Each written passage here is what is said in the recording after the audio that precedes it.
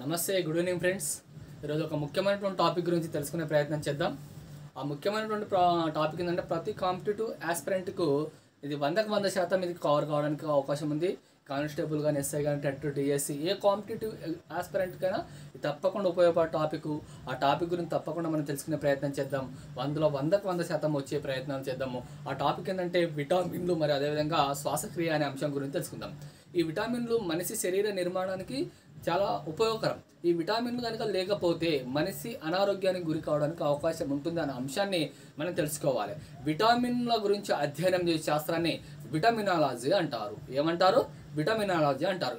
విటమిన్ల గురించి మొట్టమొదటిసారిగా కనుగొన్నటువంటి శాస్త్రవేత్త ఎవరు అంటే హాప్కిన్స్ అనేటువంటి శాస్త్రవేత్త గారు కనుగొనడం జరిగింది. అదేవిధంగా వాటికి ఈ విటమిన్లు పలానా పేరు అటువంటిది సృష్టించినటువంటి వ్యక్తి ఎవరంటే ఫంక్ అనేటువంటి శాస్త్రవేత్త దీనికి సంబంధించినటువంటి కార్యక్రమం చేయడం జరిగింది అనే అంశం తెలుసు. కనుగొన్నదేమో హాప్కిన్స్, పేరు పెట్టిందేమో ఫంక్ అనేటువంటి శాస్త్రవేత్త. విటమిన్ల గురించి అధ్యయనం చేసే శాస్త్రాన్ని విటమినాలజీ అంటారు. ఈ విటమిన్లు రెండు రకాలు: క్రొవ్వుల్లో కరిగే విటమిన్లు, అదేవిధంగా నీటిలో కరిగే విటమిన్లు. క్రొవ్వుల్లో కరిగే విటమిన్లు మరియు అదేవిధంగా నీటిలో కరిగే విటమిన్లు ఏవి తెలుసుకునే ప్రయత్నం చేద్దాం. విటమిన్లు చూడండి, విటమిన్ల గురించి అధ్యయనం చేసే శాస్త్రాన్ని విటమినాలజీ అంటారు. ఈ విటమినాలజీ అనేటువంటి శాస్త్ర అంశంతో పాటుగా మనం ఏం తెలుసుకోగలగాలంటే ఇందులో హాప్కిన్స్ అనేటువంటి శాస్త్రవేత్త ఏం చేయడం జరిగింది, దీన్ని కనుగొనడం జరిగింది. హాప్కిన్స్ అనేటువంటి శాస్త్రవేత్త తర్వాత ఎవరు రావడం జరిగింది హాప్కిన్స్తో పాటుగా అంటే ఫంక్ అనేటువంటి శాస్త్రవేత్త కనుగొనడం జరిగింది. వీటికి పేర్లు పెట్టడం జరిగింది. ఫంక్ అనే శాస్త్రవేత్త పేరు పెట్టడం జరిగింది. ఇవి ఎన్ని రకాలు? రెండు రకాలని గుర్తుంచుకోండి. క్రొవ్వుల్లో కరిగే విటమిన్లు, అదేవిధంగా నీటిలో కరిగే విటమిన్లు, అదేవిధంగా క్రొవ్వులలో కరిగే విటమిన్లు. ఓకేనా? క్రొవ్వుల్లో కరిగే విటమిన్లు, అదేవిధంగా నీటిలో కరిగే విటమిన్లు. అదేవిధంగా ఇందులో B complex and C vitamin నీటిలో కరిగే విటమిన్లు వస్తాయి. క్రొవ్వుల్లో కరిగే విటమిన్లు A vitamin, D vitamin, E vitamin, K vitamin. ఈ 4 అంశాలు ఇందులో వస్తాయి. ఫస్ట్ మనం తెలుసుకుందాం ఏంటంటే ఏ విటమిన్ గురించి తెలుసుకుందాం. క్రొవ్వుల్లో తెలుసుకొని ఇందులో బి కాంప్లెక్స్ గురించి తర్వాత తెలుసుకుందాము. ఓకేనా? ఇందులో నెంబర్ 1 ఏ విటమిన్ గురించి తెలుసుకుందాం. ఏ విటమిన్ యొక్క మరొక పేరు ఏంటంటే యాంటీజిరాప్థాల్మీ అంటారు. ఏమంటారు? యాంటీజిరాప్థాల్మీ అంటారు. ఏ విటమిన్ యొక్క రసాయనిక నామం ఏంది అంటే రెటినాల్ అని గుర్తుంచుకోండి మీరు. ఓకేనా? ఏమని గుర్తుంచుకోండి? రెటినాల్ అనేటువంటి పేరును అని చెప్పుకోవచ్చు. ఏ విటమిన్ యొక్క రసాయనిక నామం రెటినాల్ అని గుర్తుంచుకోండి. దీని వలన ఏం లోపం వస్తుంది? రేచీకటి వ్యాధి వస్తుంది. చూడండి, ఏ విటమిన్ యొక్క రసాయనిక నామం రెటినాల్ అని చెప్పుకోవచ్చు. దీనివల్ల ఏమొస్తుంది? రేచీకటి వస్తుంది. అంటే మనకు మధ్యాహ్నం పూటనే కళ్ళు కనబడకపోవడం అటువంటివి వస్తాయి. కాబట్టి ఏ విటమిన్ ఎక్కువగా ఉన్నటువంటి చేపలను బాగా తీసుకోగలిగితే మనకు కంటి చూపు స్పష్టంగా ఉంటుంది అనే అంశాన్ని ఏ విటమిన్ ఆధారంగా మనం తెలుసుకుంటాం. అయితే కంటి లోపల ఇదేమొస్తుంది? బైటల్ చుక్కలు, అంటే కన్నుగుడ్డు ఒక పక్కకు చిన్న దట్టమైన పొర లాంటి చుక్కలు ఏర్పడతాయి. కాబట్టి ఇది బైటల్ చుక్కలు రావడానికి అవకాశం ఉంది. మరి అదేవిధంగా ఏ విటమిన్ క్యారెట్కు సంబంధించిన పదార్థాలు తిన్నట్లయితే ఏ విటమిన్ సంబంధించి ఇందులో మనకు రావడం జరుగుతుంది అంశాన్ని మనం తెలుసుకోవాలి. ఇది ఏ విటమిన్ సంబంధించి. దీన్ని ఏమంటారు? యాంటీజిరాప్థాల్మీ అంటారు. దీని యొక్క రసాయనికం రెటినాల్ అంటారు. అదేవిధంగా రేచీకటి వ్యాధి వస్తుందని తెలుసుకోవాలి. ఓకేనా? నెక్స్ట్ డి విటమిన్ యొక్క రసాయనిక నామం ఏంటంటే కాల్సిఫెరాల్. డి విటమిన్ యొక్క రసాయనిక నామం ఏంది? కాల్సిఫెరాల్. ఓకేనా? ఈ కాల్సిఫెరాల్ ఏంది అంటే డి విటమిన్ కు సంబంధించినటువంటి మరొక పేరు ఏంటంటే సన్షైన్ విటమిన్ లేదా ఫ్రీ విటమిన్. సన్షైన్ విటమిన్ లేదా ఫ్రీ విటమిన్ అంటారు. అంటే సన్షైన్ అంటే సూర్యుని నుండి లభించినటువంటి లేత కిరణాల నుంచి లభించినటువంటి విటమిన్ను సన్షైన్ విటమిన్ అంటారు. అదేవిధంగా ఉచిత విటమిన్ అనే అంశాన్ని మనం తెలుసుకోవాలి. దీన్ని కాల్సిఫెరాల్ అంటారు. అంటే ఉదాహరణకు ఒక విద్యార్థి ఆటలు ఆడుతున్నప్పుడు అనుకోకుండా తన కాళ్ళు విరిగిపోవడానికి ఏ విటమిన్ లోపం ఉండొచ్చు అంటే డి విటమిన్ లోపం ఉండొచ్చు. అంటే ఎముకలు పెలుసుగా మారిపోయి ఆ విద్యార్థికి కాళ్ళు చేతులు తనకు సరైన విధంగా లేకపోతే పెడుసుగా ఉన్నప్పుడు విరిగిపోవడానికి అవకాశం ఉంది అనే అంశాన్ని మీరు తెలుసుకోవాలి. దీన్నే సన్షైన్ విటమిన్ అంటారు. దీన్ని కాల్సిఫెరాల్ అంటున్న రసాయనిక నామంతో పిలవడం జరుగుతుంది. ఈ డి విటమిన్కి సంబంధించినటువంటి అంశం అని మనం తెలుసుకోవాలి. ఓకేనా? నెక్స్ట్ అదేవిధంగా ఈ విటమిన్ ఏమంటారంటే బ్యూటీ విటమిన్ అంటారు. దీన్ని ఏమంటారు? Beauty vitamin. మీరు గుర్తుంచుకోవాలి బాగా. ఏ విటమిన్ అంటారు? B2 విటమిన్ అంటారు. B2 విటమిన్లు అంటే స్త్రీలలో గర్భస్రావక సమస్యలు, అదేవిధంగా పురుషుల్లో వెంధ్యత్వ సమస్యలు రావడానికి తోడ్పడే అవకాశం ఉన్నటువంటి విటమిన్ ఏదంటే ఈ విటమిన్. ఎగ్జామినేషన్లో ఇవ్వడం జరుగుతుందంటే అదేవిధంగా ఏమని అడగవచ్చు, పురుషుల్లో వెంధ్యత్వ సమస్యలు, స్త్రీలలో గర్భస్రావ సమస్యలకు దోహదపడేటువంటి విటమిన్ ఏది అని అడగవచ్చు. Option A vitamin, option D vitamin, option option C E vitamin, option D K vitamin అనొచ్చు. కాబట్టి మనం తెలుసుకోగలుగుతూనే ఈ విటమిన్ అని చెప్పుకోవచ్చు. ఓకేనా? దీనికి సంబంధించినటువంటి అంశం అని మనం గ్రహించుకోవాలి. ఇది గర్భస్రావ సమస్యలు, వెంధ్యత్వ సమస్యలు ఈ విటమిన్ అంటారు. దీనికి సంబంధించి B2 విటమిన్ అంటారు. నెక్స్ట్ కే విటమిన్, దీన్ని ఫిలోకినిన్ అంటారు. ఏమంటారు? ఫిలోకినిన్ అంటారు. ఈ ఫిలోకినిన్ అంటే ఒక వ్యక్తి ఆటలు ఆడుతున్నప్పుడు తన యొక్క మోకాలి విపరీతమైనటువంటి గాయం అయినప్పుడు రక్తం ఒకవేళ ఆగకపోతే, అతను రక్తం గడ్డ కట్టే స్వభావం లేకపోతే దాన్ని కే విటమిన్ లోపం ఉంది అని మనం తెలుసుకోవాలి. ఈ కే విటమిన్ లోపం ఎక్కువ ఉంటే రక్తస్రావం అనుకుంటే అధికంగా ఉంటుంది. కే విటమిన్ లోపం లేకపోతే రక్తం గడ్డ కడుతుంది. రక్తం గడ్డపోతే అతనికి బ్లీడింగ్ ఆగిపోతుంది. బ్లీడింగ్ ఆగిపోతే ఏమవుతుంది అంటే త్వరితంగా కోలుకోవడానికి అవకాశం ఉంటుంది. కాబట్టి దీనికి సంబంధించినటువంటి అంశాలు. ఓకేనా? B2 విటమిన్ అని కింది వాటిలో ఏ విటమిన్ పేర్కొంటారో option A vitamin, option B D vitamin, option C E vitamin, option D K vitamin అంటారు. కాబట్టి B2 విటమిన్ అటువంటి అంశాన్ని మనము ఏ విటమిన్ అని చెప్పుకోవచ్చు, ఈ విటమిన్ అని చెప్పుకోవచ్చు అనే అంశాన్ని మనము తెలుసుకోవచ్చు. రమ అనే విద్యార్థి మధ్యాహ్నం పూట తన యొక్క కంటి చూపు స్పష్టంగా లేదు అనేటువంటి అంశాన్ని తన ఉపాధ్యాయులకు చెప్పడం జరుగుతుంది. తాను ఏ విటమిన్ లోపంతో బాధపడుతుంది? ఏ విటమినా, డి విటమినా, ఈ విటమినా, కే విటమినా? కాబట్టి రమ అనే విద్యార్థి ఏ విటమిన్ లోపం వల్ల బాధపడుతుంది అనే అంశాన్ని మనము తెలుసుకోవాలి. కాబట్టి ఈ టైప్లో మన క్వశ్చన్స్ రావడానికి అవకాశం ఉంది. దీనికి సంబంధించి ఈ అంశాలు మనము తెలుసుకోవడం జరిగింది. దీని కొవ్వుల్లో కరిగే విటమిన్లు. ఓకేనా? నెక్స్ట్ అదేవిధంగా నీటిలో కరిగే vitamin B complex and C vitamin. B complex and C vitamin ఇది కొవ్వుల్లో కరిగే విటమిన్లు అని చెప్పుకోవచ్చు. చూడండి, B కాంప్లెక్స్ ముందు మనము సి విటమిన్ గురించి ఒక్కటి తెలుసుకుందాం. సి విటమిన్ గురించి దీన్ని ఆస్కార్బిక్ ఆమ్లం అంటారు. దీని యొక్క రసాయనిక నామం ఏమంటారు? ఆస్కార్బిక్ ఆమ్లం అంటారు. సి విటమిన్ లభించడానికి అవకాశం ఉన్న పదార్థాలు సిట్రస్ జాతి మొక్కల్లో సి విటమిన్ అధికంగా ఉంటుంది. సిట్రస్ జాతి మొక్కలు అని చెప్పుకోవచ్చు. అంటే చూడండి, సి విటమిన్ వల్ల ఏమంటే గాయాలు తొందరగా మానకపోవడం ఫలితంగా లోపం ఉన్నటువంటి విటమిన్ ఏదంటే సి విటమిన్ అనే అంశాన్ని మనము తెలుసుకోవాలి. దీనికి సంబంధించినటువంటి ఇది అనే అంశాన్ని మనం తెలుసుకోవాలి. నెక్స్ట్ B కాంప్లెక్స్ గురించి తెలుసుకుందాం. B కాంప్లెక్స్లో B1, అదేవిధంగా B2, అదేవిధంగా B3, అదేవిధంగా B6, B12 విటమిన్స్ ఉంటాయి. అందులో B1 గురించి తెలుసుకుందాం. B1 యొక్క రసాయనిక నామం థయమిన్ అంటారు. ఓకేనా? B1 యొక్క రసాయనిక నామం ఏంది? అదేవిధంగా B2 యొక్క రసాయనిక నామం ఏంది?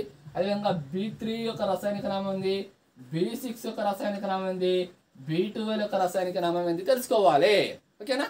ఇందులో B1 మనము దీన్ని ఏమంటారు? థయామిన్ అంటారు. రసాయనిక నామం ఏమంటారు? థయామిన్ అంటారు. B2 ఏమంటారు? రైబోఫ్లోవిన్ అంటారు. ఏమంటారు? రైబోఫ్లోవిన్ అంటారు. B3 ఏమంటారు? నియాసిన్ అంటారు. ఏమంటారు? నియాసిన్ అంటారు. అదేవిధంగా B6 ఏమంటారు? పెరిడాక్సిన్ అంటారు. B12 ఏమంటారు? సైనకోబాలమిన్ అంటారు. ఇవి దీని గురించి సంబంధించి. ఓకేనా? ఇందులో కనుక మనం చూసుకున్నట్లయితే ఒకసారి చూద్దాము. ఇందులో B1 వల్ల ఏం లోపం ఏర్పడుతుందంటే B1 వల్ల బేరీ వ్యాధి రావడానికి అవకాశం ఉంది. ఏ వ్యాధి రావడానికి అవకాశం ఉంది? బేరీ వ్యాధి రావడానికి అవకాశం ఉంది.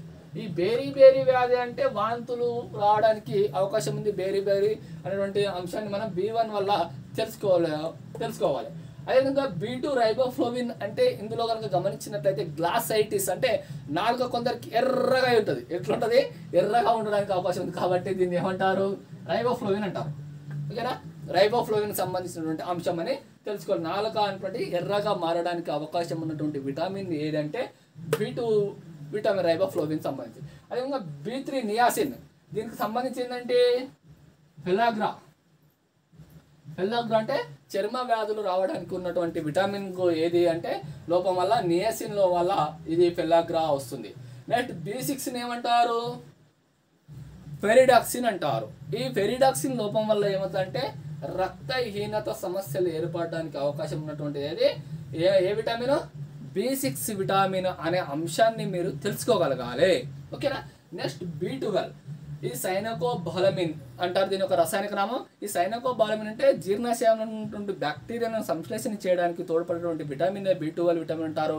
ఆకలి నిస్సత్వకు తోడ్పడేటువంటి విటమిన్ ఏది B12 విటమిన్. ఆకలి కాకపోవడము అదే నిస్సత్వగా నీరాసంగా ఉండడానికి ఉన్నటువంటి ఇదేంటి B12 విటమిన్ అనే అంశాన్ని మీరు తెలుసుకోగలగాలి. ఓకేనా. దీనికి సంబంధించినటువంటి అంశం. ఓకేనా. పలానా ఒక విద్యార్థి, ఏదైనా ఒక విద్యార్థి ఏం చేయడం జరిగింది అంటే చూడండి, తన ఒక చర్మ వ్యాధితో బాధపడుతున్నాడు. అతనిలో లోపించినటువంటి విటమిన్ ఏది అనొచ్చు. కాబట్టి అతనిలో లోపించిన విటమిన్ ఏది B3 నియాసిన్ విటమిన్ లోపించింది.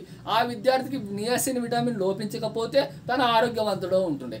కాబట్టి లోపించింది కాబట్టి అనారోగ్యానికి గురి కావడం జరిగింది అనే అంశాన్ని. ఓకేనా. దీనికి సంబంధించినటువంటి అంశం. నెక్స్ట్ అదేవిధంగా నెక్స్ట్ ఇంకోటి, ఒక విద్యార్థికి తాను యొక్క నాలుక తళతళ మెరిసేటటువంటి స్వభావాన్ని కలిగి ఉన్నది. ఆ విద్యార్థికి నాలుక తళతళ మెరిసే స్వభావం ఎందుకొరకు ఉంది అంటే ఏ విటమిన్ వల్ల వచ్చింది ఆమెకు? రైబోఫ్లోవిన్ విటమిన్ లోపం వల్ల నాలుక ఎర్రగా మారడానికి అవకాశం ఉంది అనే అంశాన్ని B2కు సంబంధించినటువంటి అంశం అని తెలుసుకోవాలి. అంటే ఇక్కడ చూడండి, ఏ టైప్ ఆఫ్ క్వశ్చన్స్ ఇవ్వచ్చు, ఎక్కడి నుంచైనా క్వశ్చన్స్ ఇవ్వచ్చు. కాబట్టి మనము బాగా పర్ఫెక్షన్గా ఉండగలగాలి. ఓకేనా. A vitamin, D vitamin, E vitamin, K vitamin. A vitamin anti xerophthalmia, D vitamin sunshine vitamin, free vitamin, అదేవిధంగా E vitamin beauty vitamin, K vitamin రక్తస్రావక విటమిన్ అనే అంశాన్ని మనము దీని కొవ్వుల్లో కరిగే విటమిన్ల గురించి తెలుసుకోవడం జరిగింది. ఇది ప్రధానంగా ఉన్నటువంటి అంశం అనేది తెలుసుకోవాలి. అదేవిధంగా బి కాంప్లెక్స్లో B1, B2, B3, B6, B12 అంశాల గురించి తెలుసుకోవడం జరిగింది. ఇవి ముఖ్యమైనటువంటి అంశాలని మనం తెలుసుకోగలగాలి. ఓకేనా. ఇది అత్యంత కీలకమైనటువంటి అంశం అని తెలుసుకోవాలి. ఓకేనా. ఇది దీనికి సంబంధించినటువంటి అంశం అని చెప్పుకోవచ్చు. పవన్ అనేటువంటి విద్యార్థి కబడ్డీ ఆటలో ఆడుతున్నప్పుడు తన కాలికి గాయం కావడం ఫలితంగా రక్తం అనేటటువంటిది నిరంతరంగా వెళుతుంది, నిరంతరంగా ప్రవహిస్తుంది. పవన్ ఏ లోపం వల్ల వ్యాధిని, ఏ లోపం వల్ల, ఏ విటమిన్ లోపం వల్ల ఈ అంశాన్ని తెలుసుకోగలిగినట్లయితే ఏ విటమినా, డి విటమినా, ఈ విటమినా, కే విటమినా అంటే పవన్కి ఏమవుతుంది, రక్తం అనేటువంటిది నిరంతరంగా పోతుంది. పవన్కి గడ్డ కట్టడం లేదు ఆ రక్తం. కాబట్టి ఏ విటమిన్ లోపం వల్ల, కే విటమిన్ లోపం వలన ఆ పవన్కు ఆ విధంగా ఉంది అనే అంశాన్ని మనం తెలుసుకోవాలి. ఇది దీనికి సంబంధించిన అంశం అని చెప్పుకోవచ్చు. విటమిన్లను మొట్టమొదటిసారిగా హాప్కిన్స్ అనేటువంటి శాస్త్రవేత్త కనుగొనగా దీనికి సంబంధించినటువంటి పేరును పెట్టినటువంటి వ్యక్తి పేరు అడగొచ్చు. Option A Robert Brown, option C Charles Babbage, option C Charles Babbage, Robert Brown, ఏదని ఇవ్వచ్చు మళ్ళీ. కాబట్టి మనం ఏమని చెప్పుకోవచ్చు దీనికి సంబంధించి? పంక్ అనేటువంటి శాస్త్రవేత్త అని చెప్పుకోవచ్చు. ఎవరు? పంక్ అనేటువంటి శాస్త్రవేత్త చెప్పుకోవచ్చు. అంటే మనకు ఆప్షన్స్ను మనము క్లియర్ కట్గా ఎప్పుడు తెలుసుకోగలుగుతాం అంటే ఆ అంశం పైన పూర్తిగా పట్టున్నప్పుడు దాన్ని ఎలిమినేషన్ చేస్తాం. అంటే ఇది కాదు అని ఎలిమినేషన్ చేస్తాం. కాబట్టి దానిపైన పూర్తిగా పట్టు ఉండాలి. ఆ టాపిక్ పైన ఆ పట్టుంటే మనం డైరెక్ట్గా ఏదో పెట్టామా అని కాకుండా కరెక్ట్గా ఎలిమినేషన్ చేసి దాన్ని ఎంపిక చేసుకుంటాము అనే అంశాన్ని మనం తెలుసుకోవాలి. ఇది విటమిన్లకు సంబంధించి నా అంశం. విటమిన్ల గురించి అధ్యయనం చేసే శాస్త్రాన్ని విటమినాలజీ అనే అంశాన్ని కూడా మనం తెలుసుకోవడం జరిగింది. ఇవి దీనికి సంబంధించినటువంటి అంశాలు. ఓకేనా.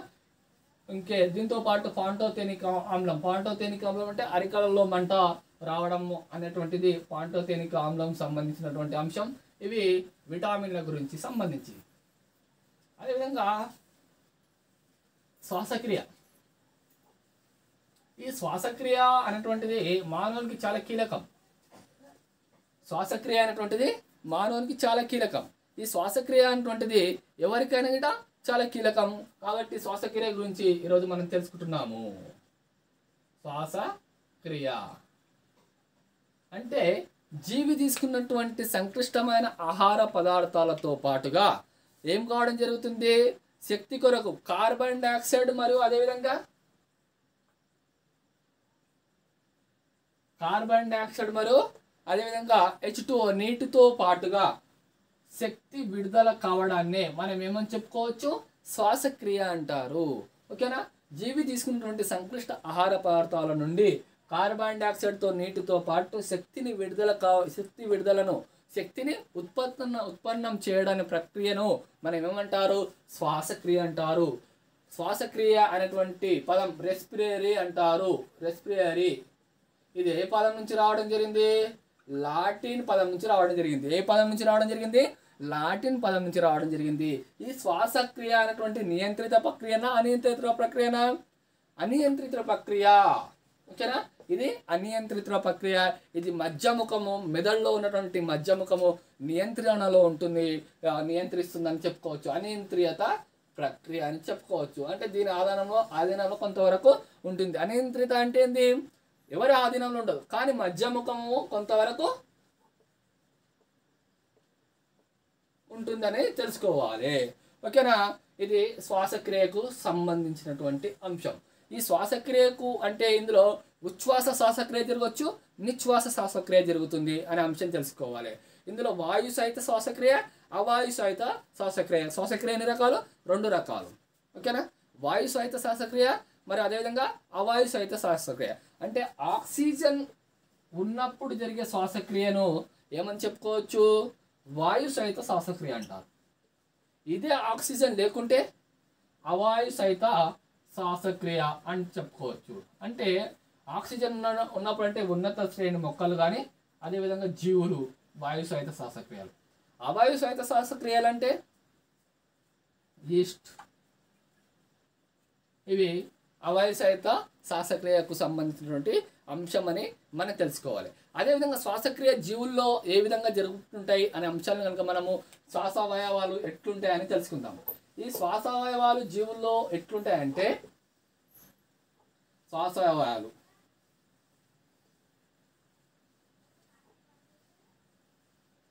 పక్షులు కానీ అదేవిధంగా క్షీరదాలు, సరీసృపాలు, వీటిలో శ్వాసక్రియ విధానం ఎట్లుంటుంది, ఊపిరితిత్తుల ద్వారా జరుగుతుంది. కాబట్టి దీనిని ఏమంటారు, పుప్పూస శ్వాసక్రియ అంటారు. ఏమంటారు, పుప్పూస శ్వాసక్రియ అంటారు. పక్షులు కానీ క్షీరదాలు కానీ సరీసృపాలలో జరిగేటువంటి శ్వాసక్రియను పుప్పూస శ్వాసక్రియ అంటే ఊపిరితిత్తుల ఆధారంగా జరిపే శ్వాసక్రియ అని చెప్పుకోవచ్చు. ఓకేనా. నెక్స్ట్ అదే విధంగా పుప్పూస శ్వాసక్రియ అనే అంశాన్ని మనం తెలుసుకోవడం జరిగింది. నెక్స్ట్ వాయునాళాల ఆధారంగా జరిపే శ్వాసక్రియ ఏది, కీటకాలు. వాయునాళాల ద్వారా జరిపే శ్వాసక్రియ ఏదంటే ఏంది, కీటకాలు. అంటే ఉదాహరణకు బొద్దింక వాయునాళాల ఆధారంగా జరిపే శ్వాసక్రియ అనే అంశాన్ని మనం తెలుసుకోవాలి.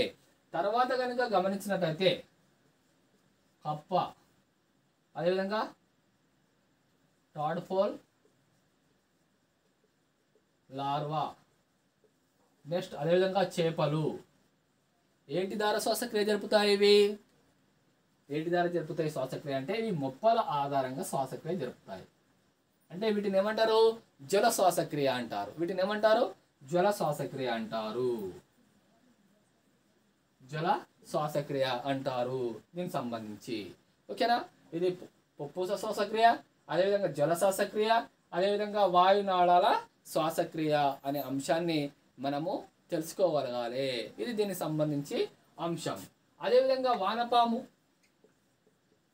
వానపాములో శ్వాసక్రియ ఎట్లా జరుగుతుంది, చర్మ శ్వాసక్రియ.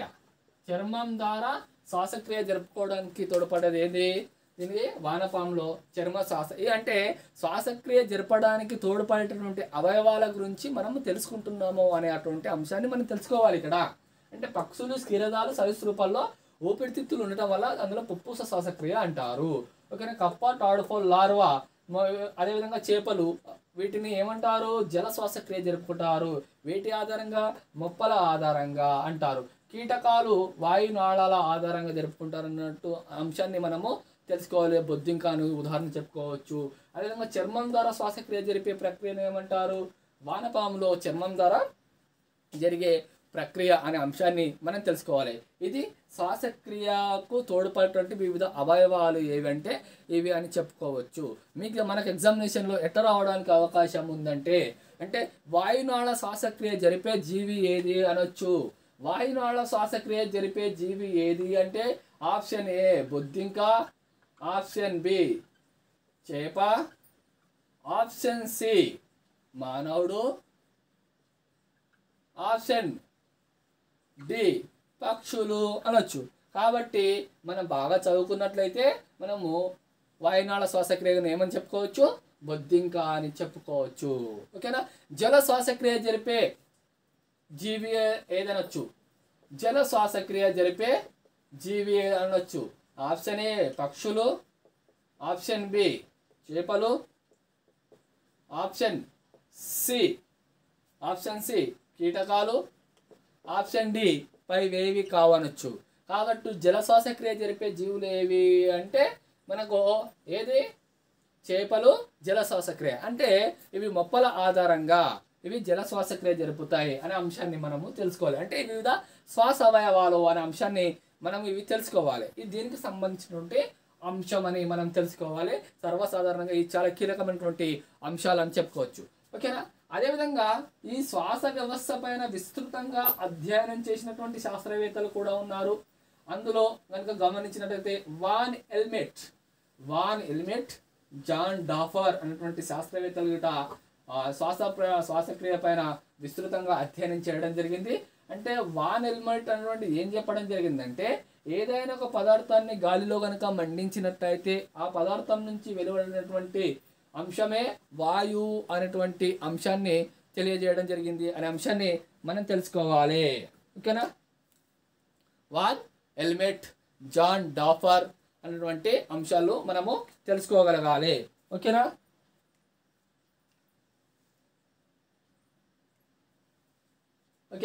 నెక్స్ట్ అదేవిధంగా Joseph black,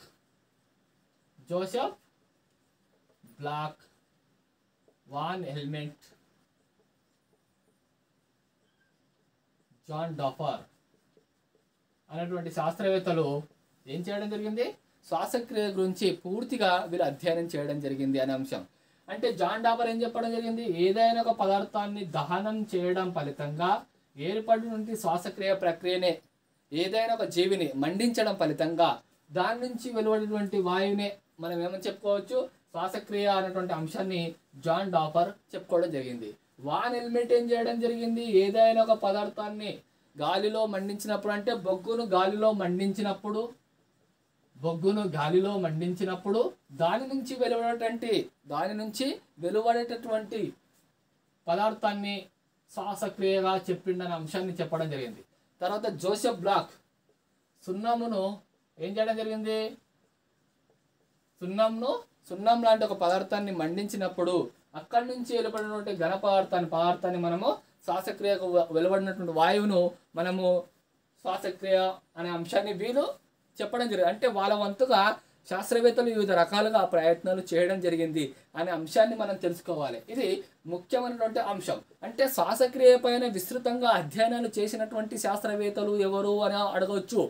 option A Robert Brown, option C B Antonie van Leeuwenhoek, option C Louis Pasteur, option D పై ఎవ్వరు కారు. కాబట్టి పై ఎవ్వరు కారు శ్వాసక్రియ గురించి అధ్యయనం చేసినటువంటి శాస్త్రవేత్తలు. శ్వాసక్రియ గురించి అధ్యయనం చేసినటువంటి శాస్త్రవేత్తలు ఎవరు అని అడిగినప్పుడు option C A Louis Pasteur, option B Jagadish Chandrabose, option C Har Gobind Khorana, option D van Helmont అని ఇవ్వచ్చు. కాబట్టి శ్వాసక్రియ గురించి పూర్తిగా అధ్యయనం చేసినటువంటి శాస్త్రవేత్త ఎవరు అంటే వాన్ ఎల్మెట్ అంటారు. కాబట్టి మనం బాగా గుర్తుంచుకోవాలి. వాన్ ఎల్మెట్ అనేటువంటి శాస్త్రవేత్త, జోసెఫ్ బ్లాక్, జాన్ డాఫర్ వీళ్ళు శ్వాసక్రియ గురించి పూర్తిగా వీళ్ళు అధ్యయనం చేయడం జరిగింది అనే అంశాలు మనము తెలుసుకోగలగాలి. ఓకేనా? ఇది దీనికి సంబంధించిన అంశం. అదేవిధంగా ఈ శ్వాసక్రియ అనేటువంటి మానవునిలో ఇంకా మనము దీని యొక్క పటాన్ని ఒకసారి చూడాలి. ఓకేనా? ఇందులో నాసిక రంధ్రాల నుంచి ప్రారంభమై నాసిక కుహరాలు, గ్రసని, అదేవిధంగా గ్రసని, వాయునాళాలు, తర్వాత శ్వాసనాళాలు, శ్వాసనాళికలు, ఊపిరితిత్తులు, రక్తం, ఈ అంశాలు మనము తెలుసుకోగలగాలి. ఓకేనా. ఫస్ట్ మనము చిన్నగా పటాన్ని వేసుకునే ప్రయత్నం చేద్దాం.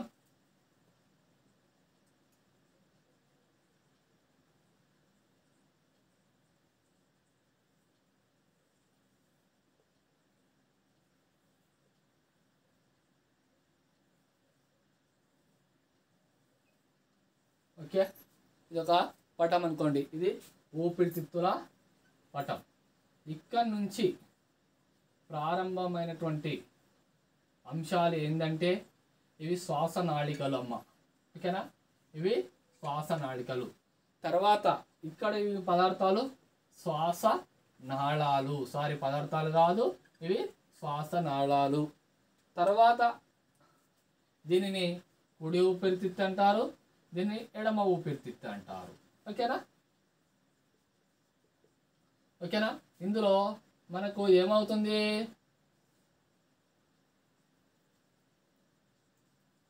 నాసిక రంధ్రాలు తర్వాత నాసిక వరం, తర్వాత ఈ భాగాన్ని మనం ఏమంటారు, గ్రసని. ఈ భాగాన్ని మనము గ్రసని అంటారు. తర్వాత కనుక గమనించినట్లయితే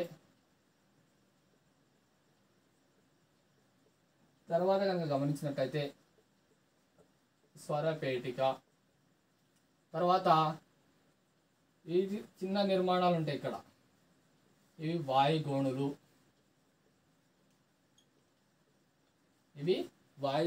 అనే అంశాన్ని మనం తెలుసుకోగలగాలి. ఇవి ముఖ్యంగా ఉన్నటువంటి అంశాలతో పాటుగా మనము తెలుసుకోవాల్సినటువంటి అంశాలు. ఓకేనా. నాసిక రంధ్రాలు, అదేవిధంగా నాసిక రంధ్రాలతో పాటు నాసిక కోరం, గ్రసని, అదేవిధంగా స్వరపేటిక అనే అంశాలను మనం తెలుసుకోవడము జరిగింది.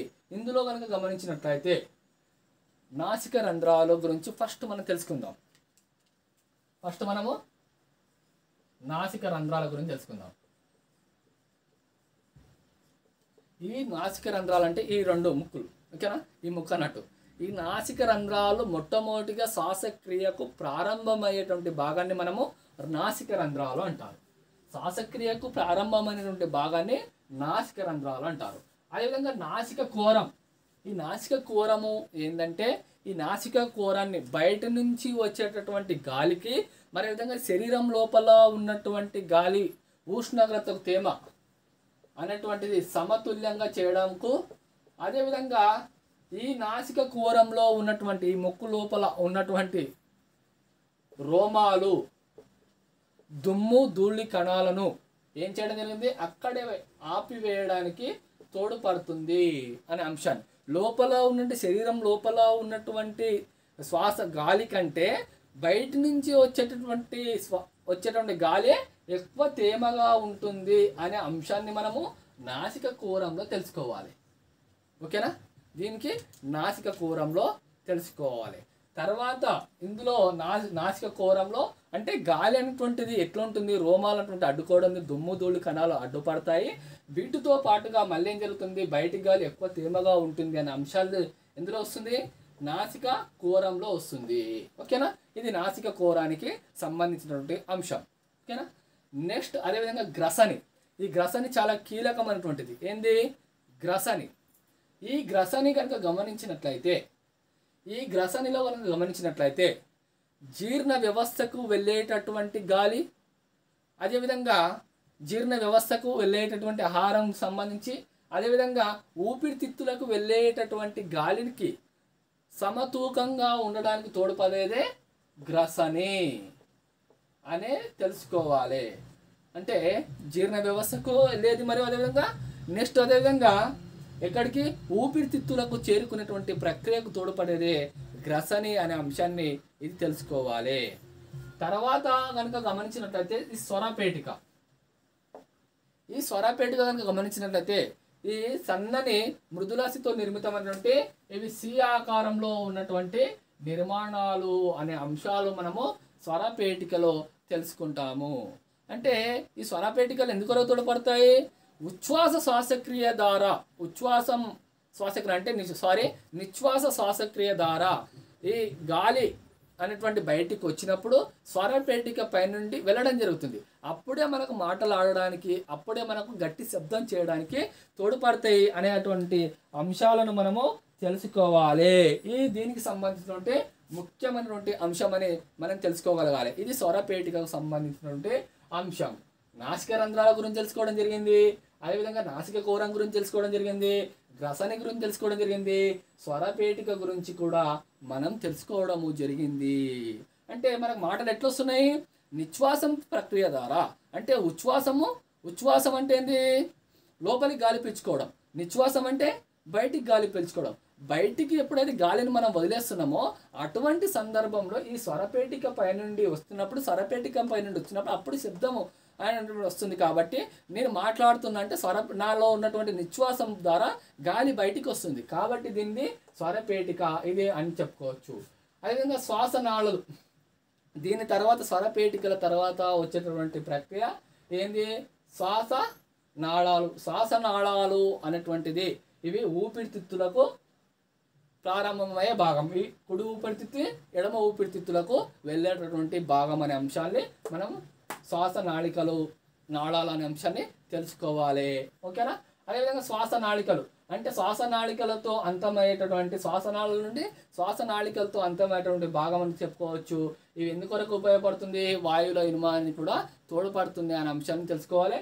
ఇందులో ఊపిరితిత్తులు అంటే మనం ఇక్కడ బాగా గ్రహించుకోవాలి. కుడి ఊపిరితిత్తి ఎడమ ఊపిరితిత్తు కంటే పెద్దగా ఉంటుంది. కుడి ఊపిరితిత్తి ఎడమ ఊపిరితిత్తు అంటే రైట్ సైడ్ ఊపిరితిత్తు కంటే లెఫ్ట్ సైడ్ ఊపిరితిత్తి చాలా చిన్నది. రైట్ సైడ్ ఊపిరితిత్తి పెద్దది, కుడి ఊపిరితిత్తు కంటే ఎడమ ఊపిరితిత్తి చాలా చిన్నది అనే అంశాన్ని గుర్తుంచుకోవాలి. ఇందులో ఎన్ని లంబేలు ఉంటాయి? 3 లంబేలు ఉంటాయి. 1 2 3. ఇందులో కేవలము 2 లంబేలు. ఓకేనా? ఇది 3 తమ్మెలతో నిర్మితమవుతుంది. ఇది 2 తమ్మెలతో నిర్మితమవుతుంది అనే అంశాన్ని మనం తెలుసుకోవాలి. ఇది 3 తమ్మెలతో నిర్మితం అవుతుంది, అదేవిధంగా ఇది 2 తమ్మెలతో నిర్మితం అవుతుంది అనే అంశాన్ని మనం తెలుసుకోవాలి. ఇది కుడి ఊపిరితిత్తి ఎడమ ఊపిరితిత్తు కంటే పెద్దగా ఉంటుంది అనే అంశాన్ని మనం తెలుసుకోవాలి. ఇది ఉరకోరంలో అంటే మానవునికి ఉరకోరంలో ఉన్నటువంటి ఒక జత ఉన్నటువంటి ఊపిరితిత్తుల నిర్మాణాన్ని, అదేవిధంగా ఊపిరితిత్తులను కప్పి ఉంచి ఫ్లోరా అనేటువంటి త్వచం ఉంటుంది. ఓకేనా? వీటి చుట్టూ ఫ్లోరా అనేటువంటి త్వచం ఉంటుంది. ఈ ఫ్లోరా అనేటువంటి త్వచం ఎందుకొరకు ఉపయోగపడుతుంది అంటే అఘాతాల నుండి ఎప్పుడైనా దెబ్బలు తగలడానికి అవకాశం ఉన్నప్పుడు ఈ ఫ్లోరా అనేటువంటి త్వచం అనేటువంటిది తోడ్పడుతుంది. ఓకేనా? స్త్రీలలో కనుక ప్రక్కటెముకల ఆధారంగా శ్వాసక్రియ అనేటువంటిది జరుగుతుంది. పురుషులలో విభాజక పటలం ఆధారంగా ఈ శ్వాసక్రియ అనేటువంటిది జరుగుతుంది అనే అంశాన్ని మనం తెలుసుకోవాలి. ఓకేనా? ఇది దీనికి సంబంధించినటువంటి అంశం. ఊపిరితిత్తులకు సంబంధించి ఫ్లోరా అనేటువంటి ఆఘాతాలు, దెబ్బలకు అని చెప్పుకోవచ్చు. అదేవిధంగా ఈ ఊపిరితిత్తుల పైన అమెరికాలోని మిన్నోసోటా మ్యూజియం వారు గాలిపై తేలి ఆడుతున్నటువంటి ఊపిరితిత్తుల నిర్మాణం అని చెప్పడం జరిగింది. గాలిపైన తేలి ఆడుతున్నటువంటి ఊపిరితిత్తుల నిర్మాణం, దీనిపైన అమెరికా సైంటిస్టులు మిన్నోసోటా మ్యూజియం వాళ్ళు దీని ప్రయోగాలు చేయడం జరిగింది అనే అంశాన్ని మనం తెలుసుకోవాలి. ఇది ఊపిరితిత్తులకు సంబంధించినటువంటి అంశం అని చెప్పుకోవచ్చు. ఇందులో ఊపిరితిత్తుల్లో కనుక గమనించినట్లయితే 5800 ml గాలి ఉంటుంది. అదేవిధంగా మన సర్వసాధారణ ప్రశాంతంగా ఉన్నప్పుడు 500 ml గాలి బయటకు వస్తుంది. ఎంత? 500 ml. అదేవిధంగా బాగా ఆటలాడినప్పటి నుంచి ఇంకా 1200 ml శ్వాస తీసుకునేట 1200 ml గాలి లోపలనే ఉంటుంది అనే అంశాన్ని మనము తెలుసుకోగలగాలి. అంటే 5800 ml ఉన్నటువంటి గాలి ఉంటుంది అని చెప్పుకోవచ్చు ఊపిరితిత్తుల గురించి అధ్యయనం చేసే అంశాన్ని పల్మనాలజీ అంటారు. ఏ నాలజీ అంటారు?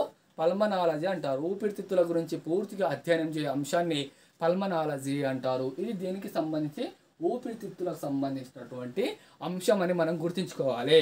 ఓకేనా, ఇది దీనికి సంబంధించినటువంటి అంశం. తర్వాత కనుక మనం గమనించినట్టయితే ఈ ఊపిరితిత్తుల్లో కనుక గమనించినట్టయితే చిన్న చిన్న వాయు గోణువులు అనుకుంటాయి. అంటే మీరు బాగా ఊపిరితిత్తుల పట్టం, మన బోర్డు చాలా చిన్నగా ఉంది కాబట్టి తక్కువ వేసిన, ఇట్లా చిన్న చిన్న వాయు గోణువులు ఉంటాయి. ఈ వాయు గోణువులు అనేటువంటిది ఎందుకొరకు అంటే వాయువుల రవాణాకు తోడ్పడతాయి అనే అంశాన్ని మీరు గ్రహించాలి. తర్వాత వీటితో పాటు ఒక ముఖ్యమైనటువంటి అంశం చాలా ఇంపార్టెంట్. ఆ అంశం ఏంటంటే మనం సాధారణంగా ఈ నోటి ద్వారానే ఆహారం తీసుకుంటాం. ఆస్యకూరం ద్వారా ఆహారం తీసుకుంటున్నప్పుడు మనము ఆహారం తీసుకున్నటువంటి ఆహారం జీర్ణ వ్యవస్థలకు అవుతుంది, శ్వాస పీల్చుకుంటే ఊపిరితిత్తులకు అవుతుంది. అంటే ఒకే మార్గం ద్వారా మనం చేస్తున్నాం కాబట్టి చాలా ఇది చూడండి. ఇందులో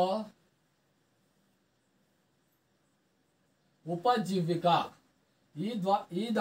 ఈ కంఠబిలం ఆధారంగా శ్వాస అనేటువంటిది ఈ విధంగా జరుగుతుంది.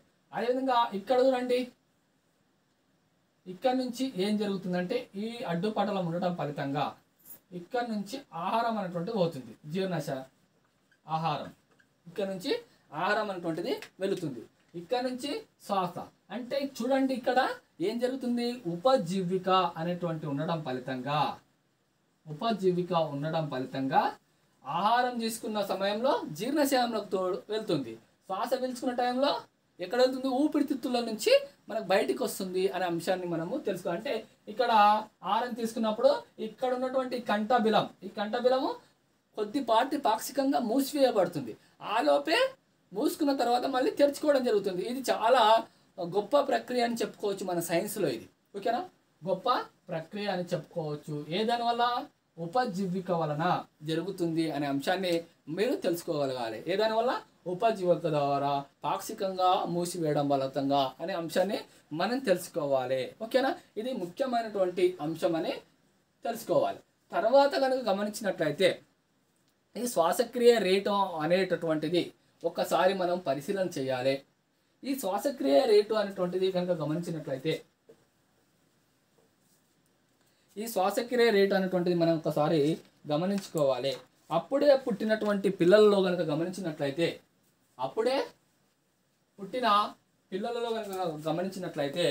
మనం ఎన్నిసార్లు 32 సార్లు శ్వాసక్రియ జరుపుతారు వాళ్ళు. అప్పుడే పుట్టిన పిల్లల్లో ఎంత శ్వాసక్రియ జరుపుతారో 32 సార్లు శ్వాసక్రియ జరుపుతారు అనే అంశాన్ని మనం తెలుసుకోవాలి. 5 సంవత్సరాలు ఉన్నటువంటి పిల్లలు ఎంత శ్వాసక్రియ జరుపుతారు, 26 సార్లు జరుపుతారు. అదేవిధంగా 25 సంవత్సరాలు ఉన్నటువంటి వాళ్ళు ఎంత జరుపుకుంటారు, 15 సార్లు శ్వాసక్రియ జరుపుతారు. నెక్స్ట్ అదేవిధంగా 50 సంవత్సరాలు ఉన్నటువంటి వాళ్ళు 18 సార్లు శ్వాసక్రియ జరుపుతారు నిమిషానికి అనే అంశాన్ని మనం తెలుసుకోవాలి. అప్పుడే పుట్టినటువంటి శిశువు 32 సార్లు శ్వాసక్రియ జరుపుతాడు. అదేవిధంగా 5 సంవత్సరాలు ఉన్నటువంటి విద్యార్థి కానీ ఎన్ని సార్లు 26 సార్లు శ్వాసక్రియ జరుపుతాడు. అదేవిధంగా ఇక్కడ చూడండి 25 సంవత్సరాలు ఉన్నటువంటి వాళ్ళు 15 సార్లు శ్వాసక్రియ జరుపుతారు. అదేవిధంగా 50 సంవత్సరాలు ఉన్నటువంటి వాళ్ళు 18 సార్లు శ్వాసక్రియ జరుపుతారు అనే అంశాన్ని మనం బాగా తెలుసుకోవాలి. ఇది ముఖ్యమైనటువంటి అంశం అని చెప్పుకోవచ్చు. మీకు ఇవ్వచ్చు, రాజు అనేటువంటి 25 సంవత్సరాల బాలుడు ఎందుకు అవుతాడు, యువకుడు అవుతాడు. రాజు అనేటువంటి 25 సంవత్సరాల యువకుడు తాను శ్వాసక్రియ రేటు ఎంత ఉండవచ్చు? Option A 32, option B 26, option C 15, option D 18 అంటాడు. కాబట్టి 25 సంవత్సరాలు అన్నప్పుడు మనం ఏం చెప్పుకోవాలి, 15 సార్లు అని గుర్తుంచుకోవాలి. ఎన్నిసార్లు, 15 సార్లు అనే అంశాన్ని మనం తెలుసుకోగలగాలి. ఇది దీనికి సంబంధించినటువంటి అంశం అని తెలుసుకోవాలి. ఓకేనా, ఇది నిమిషానికి శ్వాసక్రియ రేటు ఎంత ఉంటుంది అనే అంశాన్ని తెలుసుకున్నప్పుడు ఇది అంశాన్ని తెలుసుకోవాలి. అదేవిధంగా ఉచ్ఛ్వాసం జరిగినప్పుడు శ్వాసక్రియ ఏవేవి, ఆక్సిజన్ ఎంత ఉంటుంది, అదేవిధంగా కార్బన్ డైఆక్సైడ్ ఎంత అవుతుంది, నైట్రోజన్ ఎంత అవుతుంది అనే అంశాన్ని మనము తెలుసుకుందాము. ఓకేనా, ఉచ్ఛ్వాసం జరిగినప్పుడు మానవునిలో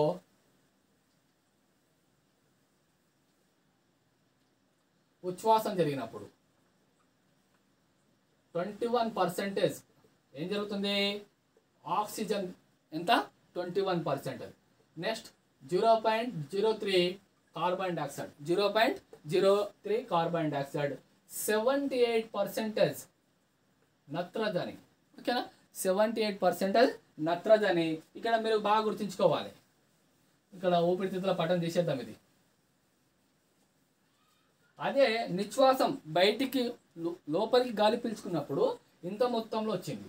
ఓకేనా, 21% ఆక్సిజన్, 0.03 కార్బన్ డైఆక్సైడ్, 78% నత్రజని అనే అంశాన్ని మనం తెలుసుకోవాలి. ఓకేనా, నెక్స్ట్ అదేవిధంగా ఇక్కడ గుర్తుంచుకున్నట్లయితే నిశ్వాస ప్రక్రియలో ఇక్కడ 78% వస్తుంది, ఇక్కడ 4.4%, మరియు అదేవిధంగా ఇక్కడ 16%. చూడండి 100% అయింది. తర్వాత ఇవి ముఖ్యంగా ఉన్నటువంటి అంశాలు తెలుసుకోవాలి. దీనికి ఉచ్ఛ్వాస నిశ్వాస శ్వాసక్రియలు జరుగుతున్నప్పుడు ఇంత శ్వాసక్రియ అనేటువంటి వస్తుంది. ఇది ముఖ్యమైనటువంటి అంశం. అంటే శ్వాసక్రియ ఏ విధంగా జరుగుతుంది మానవుల్లో అన్నప్పుడు మనం నాసిక రంధ్రాల నుంచి ప్రారంభమయ్యి మొత్తం ఊపిరితిత్తుల నిర్మాణం వరకు తోడ్పడేటువంటి అంశాన్ని మనము ఈ శ్వాసక్రియకు సంబంధించినటువంటి అంశం అని మీరు గుర్తుంచుకోవాలి. ఓకేనా, ఇది దీనికి సంబంధించి ఇది చాలా కీలకమైన టాపిక్. అదేవిధంగా ఈ శ్వాసక్రియ ఫలితంగా ఎటువంటి వ్యాధులు రావడానికి అవకాశం ఉంది దీని యొక్క లోపం వలన. దీని లోపం వల్ల ఏం జరుగుతుంది? న్యూమోనియా వ్యాధి రావడం జరుగుతుంది. న్యూమోనియా వ్యాధి అంటే ఏంది? సర్వసాధారణంగా చిన్నపిల్లల్లో ఈ వ్యాధిని ఎక్కువ చూస్తుంటాం. అంటే ఊపిరితిత్తులకు ఎక్కువ మొత్తంలో నీరు చేరడాన్ని మనం న్యూమోనియా వ్యాధి వస్తుంది అని మనం చెప్పవచ్చు. అదేవిధంగా నెక్స్ట్ వచ్చేసి బ్రాంకైటిస్. ఇది గొంతులోకి దుమ్ము ధూళి పోవడానికి బ్రాంకైటిస్. అదేవిధంగా ఆస్తమా అంటే బాగా గాలి పీల్చుకోవడానికి ఇబ్బంది పడడానికి ఆస్తమా అని చెప్పుకోవచ్చు. నెక్స్ట్ అదేవిధంగా లంగ్స్ క్యాన్సర్ రావడానికి అవకాశం ఉంది. శ్వాస వ్యవస్థ లోపల ఒకవేళ లోపాలు ఉన్నట్లయితే ఇన్ని అంశాలు మనకు ఇటువంటి వ్యాధులు రావడానికి అవకాశం ఉంది అనే అంశాన్ని మనం తెలుసుకోవడము జరిగింది. ఓకేనా, దీనికి సంబంధించినటువంటి అంశం అని మనం తెలుసుకోవాలి. ఓకేనా, ఇది శ్వాస వ్యవస్థకు సంబంధించినటువంటి అంశాలు. మనం వరుసగా ఒకసారి ఎన్ని తెలుసుకోవడం జరిగింది? విటమిన్ల గురించి తెలుసుకోవడం జరిగింది. అదేవిధంగా శ్వాస వ్యవస్థ గురించి కూడా తెలుసుకోవడం జరిగింది. ఓకేనా, ఇది చాలా కీలకమైనటువంటి టాపిక్.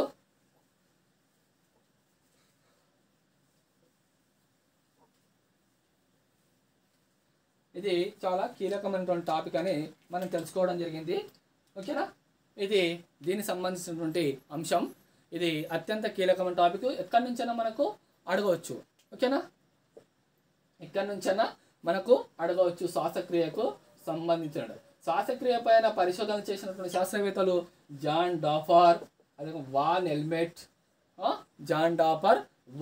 ఎల్మెట్ అనేటువంటి జోసెఫ్ బ్లాక్ అనేటువంటి శాస్త్రవేత్తలు శ్వాసక్రియ పైన అధ్యయనం చేయడం జరిగింది. ఈ అంశాలు బాగా తెలుసుకోవడం జరిగింది. ఓకేనా, మొత్తం విటమిన్ల గురించి తెలుసుకోవడం జరిగింది, శ్వాసక్రియ గురించి తెలుసుకోవడం జరిగింది, కొవ్వులో కరిగే విటమిన్లు ఏవి, అదేవిధంగా నీటిలో కరిగే విటమిన్లు ఏది చెప్పుకోవడం జరిగింది. నీటిలో కరిగే విటమిన్లు B complex and C vitamin. అదే కొవ్వుల్లో కరిగే విటమిన్లు ఏవి?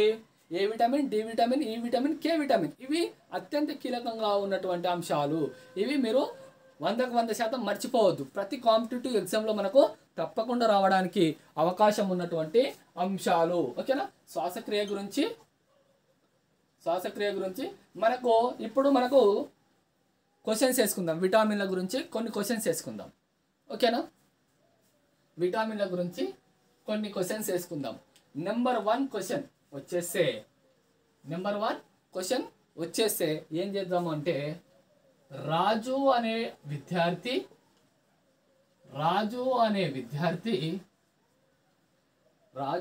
అనేటటువంటి విద్యార్థి తాను ఆటలు ఆడుతున్నప్పుడు తాను ఎడమ కాలు విరిగిపోవడం జరిగింది.